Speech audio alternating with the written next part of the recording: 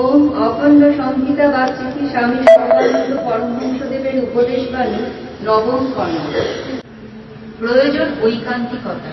অপরাহ্ন 5 ঘটিকার সময় শ্রী বাবামণি রহিমপুর আশ্রমে ফিরিয়া আসেন। গ্রামের কতিপয় জিজ্ঞাসু যুবক সদুপদেশ যাত্রা করিলেন। শ্রী বাবামণি বলিলেন, সংখ্যার উপরে নির্ভর করো ঐকান্তিকতার উপরে। একনিষ্ঠ কর্মী 5 জন মিলিত হলে একটা নতুন জগৎ সৃষ্টি করে ফেলতে পারে। একনিষ্ঠ জ্ঞানী 5 জন মিলিত হলে জগতের সকল অন্ধকার দূর করে দিতে পারে। একনিষ্ঠ ভক্ত 5 জন মিলিত হলে জগতের সকলের প্রাণে শান্তির ও প্রেমের মলয় সমীরণ প্রবাহিত করে দিতে পারে।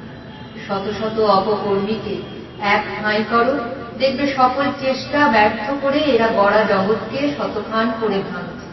শত শত অজ্ঞানকে একত্র জড়ো করো, দেখবে শত যত্ন ব্যর্থ করে এরা প্রজ্বলিত আলোর শিখাগুলিকে নিভিয়ে দিচ্ছে। শত শত অভক্তকে এনে সংঘবদ্ধ করো, দেখবে তোমার শত আবেদন তুচ্ছ করে এরা শান্তিপূর্ণ জগৎকে অশান্তিতে পূর্ণ করছে, প্রেমপূর্ণ জগৎকে অপ্রেমে দগ্ধ করছে। দলের ভক্ত হও না, ভক্ত হও বলে, কর্ম বলে, জ্ঞান বলে, প্রেম বলে। সকল প্রেম সেই সর্বেশ্বরকে দাও।